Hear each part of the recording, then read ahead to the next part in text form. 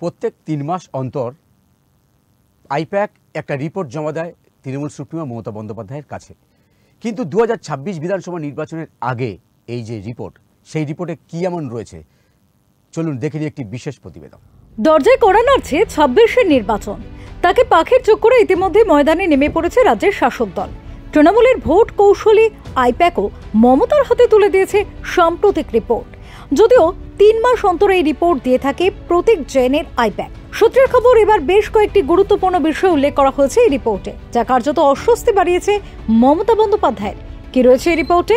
একটানা 14 বছরের শাসনে থাকায় প্রবল প্রতিষ্ঠান বিরোধী হওয়া, সাধারণ মানুষের মনে প্রভাব ফেলেছে নিয়োগ দুর্নীতি, 26,000 চাকরি যাওয়া মধ্যবিত্ত ভোটাররা মুখ ফেরাচ্ছে, আরজিকর কসবা ল কলেজে মহিলা ভোটারদের মনে প্রভাব ফেলছে, দীর্ঘদিন কলেজগুলিতে অরাজকতা নতুন ভোটারদের বিমুখ করছে। সূত্রের খবর, এই রিপোর্টে তৃণমূলের সবথেকে বেশি চিন্তার কারণ হয়ে দাঁড়িয়েছে 21-এ প্রভাব ফেলেও 26-এ লক্ষ্মীর ভান্ডার প্রকল্পের কোনো বাড়তি সুবিধা পাবে না তৃণমূল। শুধুমাত্র মমতা বন্দ্যোপাধ্যায়ের ব্যক্তিগত ক্যারিশমায় এবার সুবিধা হবে না। উত্তরবঙ্গে আশানুরূপ ফল নাও করতে পারে তৃণমূল। গোষ্ঠীকন্দল চিন্তা বাড়াতে পারে। দলের টিকিট না পেলে গোষ্ঠীকন্দল বৃদ্ধির সম্ভাবনা। হিন্দু ভোটারদের মনে ক্ষোভ বাড়ছে। রাজনৈতিক মহল মনে করছে এর উপর গোদের ওপর বিষ ফোড়ার মতো দুর্ভাবনা বাড়াচ্ছে ভোটার তালিকায় বিশেষ নিবিড় সংশোধন বা এসআইআর। বিহারে ইতিমধ্যেই ভোটার তালিকায় বিশেষ নিবিড় সংশোধনে বাদ পড়েছে 56 লক্ষ ভোটারের নাম। সূত্রের খবর, আগস্ট থেকে শুরু হতে পারে বাংলায় ভোটার তালিকা সংশোধনের এই প্রক্রিয়া। বিরোধী দলনেতা শুভেন্দু অধিকারী ইতিমধ্যেই দাবি করেছেন, ভোটার তালিকায় বিশেষ নিবিড় সংশোধন হলে 1 কোটিরও বেশি ভোটারের নাম বাদ যাবে। হ্যাঁ, মমতা ব্যানার্জি শুনে রাখুন, নাম কাটা যাবে কাদের, কাটা যাওয়া উচিত কাদের? রোহিঙ্গা অনুপ্রবেশকারী, বাংলাদেশি মুসলমান অনুপ্রবেশকারী, ডবল এন্ট্রি ভোটার, মৃত ভোটার এবং তার সাথে সাথে আপনার আইপ্যাক নাট্য কোম্পানি এবং আপনার যে ফেক ভোটার আপনি তৈরি করে রেখেছেন, অস্তিত্বহীন ভোটার, তাদের নাম। গতকাল 2টো বিধানসভার ফেক ভোটারের তালিকা আমরা পেয়েছি। একটা হলো মাননীয় বিমান ব্যানার্জির বিধানসভা বারুইপুর পূর্ব, 137 এসি। এটা আমি দিয়ে দিলেই ভালো, আপনার কার্ড নম্বর গুলো আছে।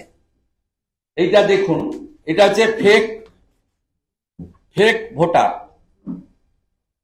অস্তিত্বহীন। মমতা ব্যানার্জি এদেরকে রাখতে চায়, ইলেকশন কমিশন এদের কাটতে চায়, বিজেপি এদের বাদ দিয়ে ত্রুটিমুক্ত ভোটার তালিকা চায়। এর ফলে জোড়াফুল শিবিরের কতটা ক্ষতি হতে পারে, পদ্ম শিবিরের থেকে কতটা সুবিধা পাবে তা সময় বলবে। তবে এই ভোটার সংশোধন নিয়ে নিজেদের অবস্থান স্পষ্ট করেছে তৃণমূল। তার মধ্যে 7 লক্ষ হিন্দুও ছিল, মুসলমানও ছিল, শিখও ছিল, খ্রিস্টানও ছিল, নেপালিও ছিল। মনে রাখবেন, ভুলে যাবেন না, আজকে প্রত্যেকে ভোটার লিস্টের নাম তুলবেন নতুন করে ভোটার লিস্ট তোলার নামে এনআরসি চালু করার ব্যবস্থা করা হচ্ছে। মনে রাখবেন, বাংলায় আমরা একজনও ভোটার লিস্টের নাম তুলতে যেন বাদ না রাখি, এটা জেনুইন ভোটারদের মাথায় রাখতে হবে। কেউ বাদ দিলে প্রতিবাদ করবেন, বিএলওকে বলবেন যে কেন বাদ গেল, জবাব দাও। আমি জেনুইন ভোটার, আমার ভোট বাদ গেলে আমি কিন্তু ছেড়ে কথা বলবো না। এটা আমার সাংবিধানিক অধিকার, আমার গণতান্ত্রিক অধিকার। বাংলা ভাষাকে হাতিয়ার করে ইতিমধ্যে মাঠে নেমেছে তারা। বাংলার রাজনৈতিক মহল বলছে 26-এর বৈতরণী পার হতে আমাদের পাড়া আমাদের সমাধানের মধ্য দিয়ে ভোটারদের ক্ষোভ নিরসনের উপায় খুঁজছে তৃণমূল কংগ্রেস। তবে 26-এর ভোটে কে করবে কিস্তিমাত, সেদিকেই তাকিয়ে বাংলার রাজনৈতিক মহল। ব্যুরো রিপোর্ট, ওঙ্কার বাংলা। বিহারের মডেলে এবার বাংলাতেও নিবিড় ভোটার সংশোধন। এই ভোটার সংশোধন হলে তৃণমূলের কী লাভ বা বিজেপির বা কী লাভ, এ সমস্ত বিষয় নিয়ে এখন প্রশ্ন কিন্তু বারবার ঘোরাফেরা করছে রাজ্য রাজনীতিতে। সাধারণ মানুষও জানতে চাইছেন যে কি হতে চলেছে এই ভোটার তালিকায়। কি মনে করছেন সাধারণ মানুষ, এই যে ভোটার তালিকা সংশোধন হলে তাহলে আখেরে কাদেরই লাভ হবে? চলুন সাধারণ মানুষ কি মনে করেন দেখি, শুনে নিই তারা কি বলেন। বিহারে হচ্ছে, এখানে হলে কি হবে জানি না, কিন্তু আমাদের তো এখানে ঠিকঠাকই আছে, সব ঠিক, কিন্তু না হওয়াই ভালো মনে হয়। এখন কিভাবে সংশোধন হবে সেটা তো আমরা জানি না, কারণ আমরা জানি যে হলে ভালো হয়।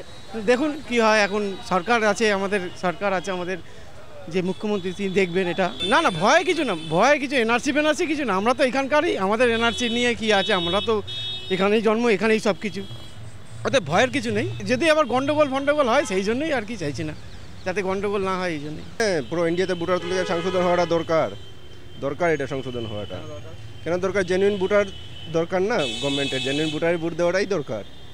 যেমন আসামে হচ্ছে, বিজেপি শাসিত অঞ্চলে হচ্ছে, এখানে হওয়া উচিত। করতে দেবো না তো বললে হবে নাকি? 26-এ ভোট তৃণমূলও থাকবে না, তখন তো সবই ঠিক হয়ে যাবে। আজকে আপনি একটা চিন্তা করুন, এখানের লোক আমরা, কলকাতার লোক, আসামের লোক আমরা, বাইরে থেকে লোক এসে একটা লোকের ভ্যাকেন্সি নিচ্ছে, একটা হসপিটালের, দেখুন একটা হসপিটালে সীমিত সিট থাকে, ওরা অত দখল করে নিচ্ছে। আমি এখানে থাকি, এখানে বাস করি, এখানেই সব কিছু করছি, এখানে নবন খাই, আমি যদি গিয়ে সিটটা না পাই, রেলের টিকিট আজকে কি দুর্দশা ধরে আমাদের রেলে, লোকাল ট্রেনে আমরা ডেইলি যাতায়াত করি, ডেইলি কাজ করি, আমরা ডেইলি কাজ খাই, কতটুকু প্রবলেম ফেস করতে হয়। হওয়া তো উচিত।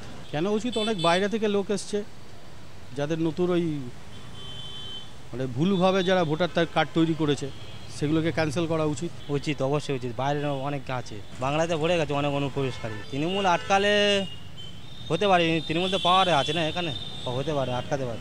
প্রচুর লোক থাকে না ওখানে, কত লোক থাকে না, যার নামটা আছে থাকে অন্য জায়গায়, ও লিস্টটা না ইউ হ্যাভ টু রিভাইভ করা যাবে।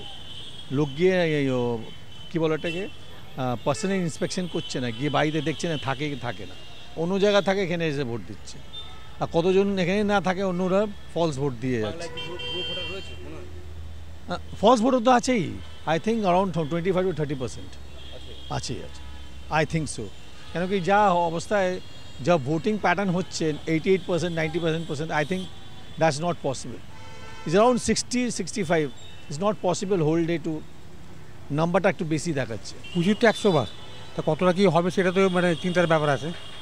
যদি বাইরের লোক যদি এখানে অধিকার পেয়ে যায়, তাই তো এখান থেকে লিস্ট থেকে বাদ দেওয়াই তো উচিত না। বিজেপি তো উল্টোপাল্টা কথা বলে, বড্ড উল্টোপাল্টা কথা বলে, ওদের কথা কোনো যুক্তি নেই।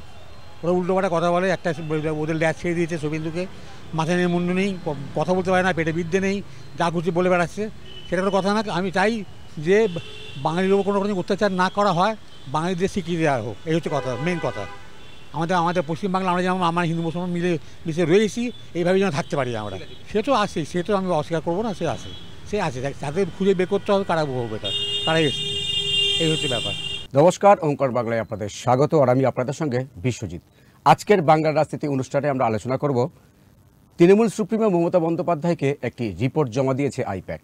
কি রয়েছে এই রিপোর্টে, এই সমস্ত বিষয় নিয়ে আলোচনা করার জন্য এই মুহূর্তে আমার সঙ্গে উপস্থিত রয়েছেন বিখ্যাত সাংবাদিক ও রাজনীতি বিশ্লেষক অর্কপ্রভু সরকার। দাদা, আপনাকেও করে স্বাগত। রিপোর্টে কি এমন রয়েছে?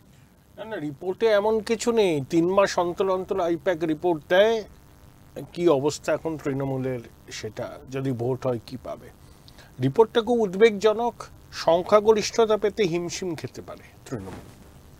কিছুদিন আগে আর একটা রিপোর্ট দিয়েছিল আইপ্যাক, তাতে বলেছিল ওরা 165 থেকে 70টা আসন পাবে। তারপর সেই সংখ্যাটা আরও কমেছে, ওই 140 থেকে 47-এর মধ্যে। যে তৃণমূল 250 পাবে এইসব বলছে না, এগুলো মিথ্যা কথা, এগুলো লোককে বিভ্রান্ত করার, বিরোধীদের মনোবল ভাঙার জন্য। বিজেপি তৃণমূলের শতাংশের বিচারে এই মুহূর্তে যদি ভোট হয়, ভোটের পার্থক্য থাকবে 2%, তৃণমূল এগিয়ে থাকবে। এই মুহূর্তে যদি ভোট হয়, সমস্ত রকম মানে এসআইআর কিছু হচ্ছে না, তৃণমূল 160-65টা পাবে, বিজেপি 120-25টা পাবে এই মুহূর্তে ভোট হলে। আবার এসআইআর হলে, একদম নির্ভুল ভোটার তালিকা হলে এবং ঠিকঠাকভাবে নির্বাচন হলে বিজেপি সরকার করে নেবে, কোনো সন্দেহ নেই তাতে। সেই জন্যই মুখ্যমন্ত্রী এত ভয় পাচ্ছেন। এই যে বুথে সমাধান বলে 8,000 কোটি টাকা দেওয়া হবে পশ্চিমবঙ্গে, মাননীয় তো জানেন না পশ্চিমবঙ্গের কটা বুথ। পশ্চিমবঙ্গে বুথের সংখ্যা 1 লাখ ছাড়িয়ে যাবে। নির্বাচন কমিশন বলেছে প্রতি 1200 জন একটা করে বুথে ভোট দিতে পারবে। তাহলে পশ্চিমবঙ্গে যা ভোটার আছে তাকে যদি আপনি 1200 দিয়ে ভাগ করেন, 1 লক্ষের উপর বুথ হবে। তাহলে 8000টা, এই 8000 এই 10 লাখ টাকা করে প্রতিটা বুথে দিতে 10,000 কোটি টাকার বেশি খরচ হবে। এই টাকাটা কোত্থেকে আসবে? হয় বিভিন্ন দপ্তরে বাজেটে কাটছাট হবে, আর না হলে আবার বাজার থেকে ধার করবে। এর বাইরে তো কিছু নেই। কিন্তু ডিএ দিতে পারছে না, বলছে যে টাকা নেই, বাজেটের সংস্থান নেই। এই টাকার সংস্থান ছিল না। এই যে পাড়ায় সমাধান, দুয়ারে সরকার, বুথের সমাধান সবই একই রকম।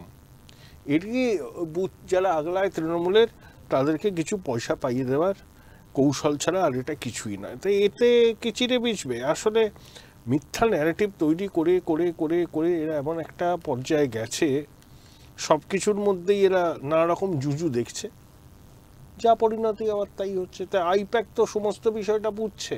পরিস্থিতি তো তৃণমূলের পক্ষে ভালো নয়। ভালো নয় যেটা সব থেকে বড় কারণ, কেষ্টকে আবার কোর কমিটির কনভেনার করা হলো। যে কেষ্ট গালাগাল দিল বাড়ির মা বোনদের, তাকে আবার কনভেনার করা হলো। দিল্লিতে পরিযায়ী শ্রমিক আক্রান্ত হচ্ছে বলে ভুয়ো খবর ছড়িয়েছিল, দেখা গেল মিথ্যা। মহারাষ্ট্রে পরিযায়ী শ্রমিককে কেটে খুন করা হয়েছে, বলছে বিজেপি শাসিত রাজ্যে পরিযায়ীরা অত্যাচারিত হচ্ছে, দেখা যাচ্ছে যে ব্যক্তিগত ব্যাপার ছিল। কোনো ন্যারেটিভই কাজে লাগছে না। আর 15 বছর পর মানুষের আশীর্বাদ নিতে যাবে। অ্যাচিভমেন্ট কি? লক্ষ্মীর ভাণ্ডার, কন্যাশ্রী, সবুজ সাথী, এগুলো সবাই করে, নতুন কিছু নেই। কর্মসংস্থান নেই, কলকারখানা নেই। পরিযায়ী শ্রমিক বলছে 22 লক্ষ, আসলে সংখ্যা হয়তো 50 লক্ষের কাছাকাছি। এখানে পরিযায়ী শ্রমিকরা বলছেন মুখ্যমন্ত্রী ফিরে আসুন, করবেন কি? কাজ নেই তো। যারা কেরলে, তামিলনাড়ুতে, গুড়গাঁওতে 2-3 গুণ মজুরি পায় পশ্চিমবঙ্গের থেকে, তারা 1-2 বছর কেউ যদি তাকে অনেক টাকা জোগাড় করে ফিরে আসতে পারে বাড়িতে, এখানে থেকে তো কিছু করতে পারবে না। পরিস্থিতিটা মুখ্যমন্ত্রীর পক্ষে ভালো নয়, তৃণমূলের পক্ষে ভালো নয়। দুর্নীতির প্রাতিষ্ঠানিকীকরণ হয়েছে, পোলারাইজেশন সম্পূর্ণ হয়ে গেছে, মেরুকরণের আবহে ভোট হবে। সেই জন্যই আইপ্যাক ওই রিপোর্টটা দিয়েছে, টাই 2 এর সংখ্যাগরিষ্ঠতা পেতে পারে। তাহলে কি 26-এ আবার কি বাংলার মেঘে চাইবে? এই ধরনের স্লোগান কি সামনে আসতে পারে? না, ওই স্লোগানে আর কিছু হবে না, ও তো হয়ে গেছে। বারবার কি একই রকম স্লোগানে কাজ দেয়? সেই জন্যই তো ওই বুথে সমাধান এইসব করছে, বাঙালি বাংলা এইসব ন্যারেটিভ করছে, ওগুলো কাজে দেবে না। কোনো বাঙালি আক্রান্ত হচ্ছে না। পরিযায়ী শ্রমিকদের মধ্যে একটা অংশ তো বাংলাদেশে অনুপ্রবেশকারী, এ নিয়ে তো কোনো সন্দেহ নেই।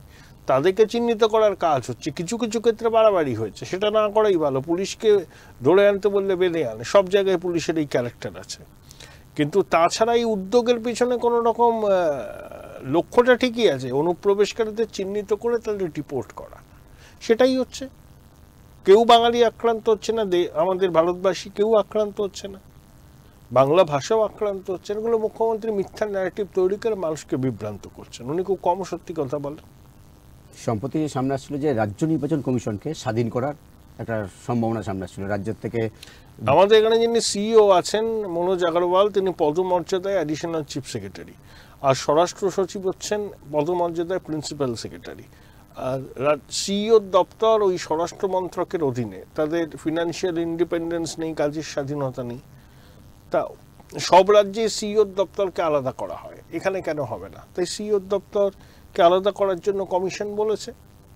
খুব ভালো উদ্যোগ। এখন এসআইআর হবে, এখন যদি রাজ্য সরকারের কোনো দপ্তর সিইও দপ্তরের উপর মাতব্বরি করে, তাহলে তো পদ্ধতিটাই সমস্যায় পড়বে। তাহলে মুখ্যমন্ত্রী হুমকি দিচ্ছেন, বিএলওদের বলছেন তোমরা সরকারি কর্মচারী, একজনের নামও যাতে বাদ না যায়।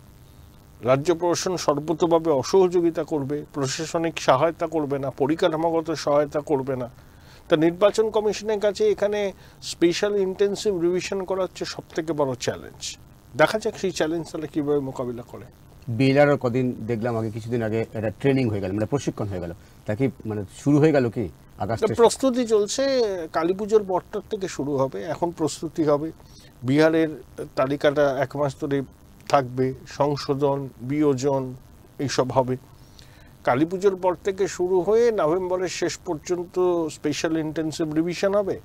ডিসেম্বর থেকে জানুয়ারি পর্যন্ত ওই তালিকা প্রকাশ হবে। কারোর আপত্তি থাকলে সেগুলো ডকুমেন্ট দিয়ে সেখানে আপত্তি জানাবে। তারপরে জানুয়ারিতে একদম নতুন ভোটার তালিকা হবে, তার ভিত্তিতে ভোট হবে। একটা সূত্র মারফত জানা যাচ্ছে যে আইপ্যাকটাকে রিপোর্ট জমা দিয়েছে যে উত্তরবঙ্গে তৃণমূলের আসন সিঙ্গেল ডিজিটে নামবে তৃণমূল। কুচবিহারে 2টো আসন ওরা পাবে, একটা সীতাই, একটা শীতলকুচি। দার্জিলিং, জলপাইগুড়ি, আলিপুরদুয়ারে খাতা খুলতে পারবে না। উত্তর এবং দক্ষিণ দিনাজপুরে কয়েকটা আসন পাবে। মালদাতে কয়েকটা আসন পেতেও পারে, আবার কংগ্রেসও পেতে পারে। যোগী আদিত্যনাথের মতো বিজেপির নেতারা যদি মালদায় প্রচার করে তাহলে মুসলিম অধ্যুষিত আসনগুলো তৃণমূল পাবে।